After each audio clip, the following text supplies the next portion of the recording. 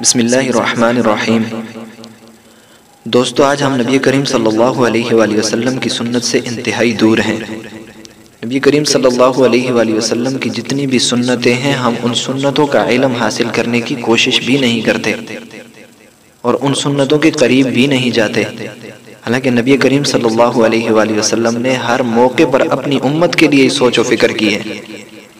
میرے دوستو، روایت میں آتا ہے، عوف بن مالک اشجعی رضی اللہ تعالیٰ عنہ کی روایت ہے، وہ فرماتے ہیں کہ نبی کریم صلی اللہ علیہ وآلہ وسلم نے فرمایا کہ میرے پاس رب کی طرف سے آنے والا آیا، میرے پاس رب کی طرف سے آنے والا آیا، یعنی نبی کریم صلی اللہ علیہ وآلہ وسلم کے پاس فرشتہ آیا۔ اور آگے راوی فرماتے ہیں کہ نبی کریم صلی اللہ علیہ وآلہ وسلم نے فرمایا، اس آنے والے نے کیا کہا؟ اس نے مجھے اختیار دیا۔ اس نے نبی کریم صلی اللہ علیہ وآلہ وسلم کو دو باتوں میں سے ایک کو لینے کا اختیار دیا، اور وہ کیا تھی؟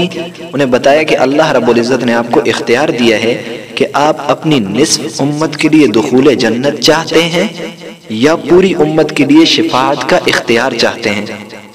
آپ اپنی نصف امت کے لیے دخول جنت چاہتے ہیں یا اپنی پوری امت کے لیے سفارش کا اختیار چاہتے ہیں؟ تو میرے دوستو، نبی کریم صلی اللہ علیہ وآلہ وسلم اگر چاہتے تو دخول جنت کے لیے آدھی امت کے دخول جنت کو بھی پسند کر سکتے تھے، لیکن نبی کریم صلی اللہ علیہ وآلہ وسلم نے اس موقع پر بھی اپنی پوری امت کی فکر کی کہ اگر میں اس اختیار کو قبول کروں کہ آدھی امت جنت میں چلی جائے تو ٹھیک ہے، وہ تو جنت میں چلی جائے گی، لیکن باقی امت پیچھے رہ جائے گی۔ دوستو، نبی کریم صلی اللہ علیہ وآلہ وسلم نے اپنی پوری امت کے لیے شفاعت کا اختیار وہاں پر لیا کہ اگر میں نصف کو پسند کروں، نصف تو چلی جائے گی لیکن باقی بچے گی، اور جو شفاعت کا اختیار ہے، نبی کریم صلی اللہ علیہ وسلم نے فرمایا صحابہ سے کہ میں اس میں اپنی پوری امت کی شفاعت کروا لوں گا۔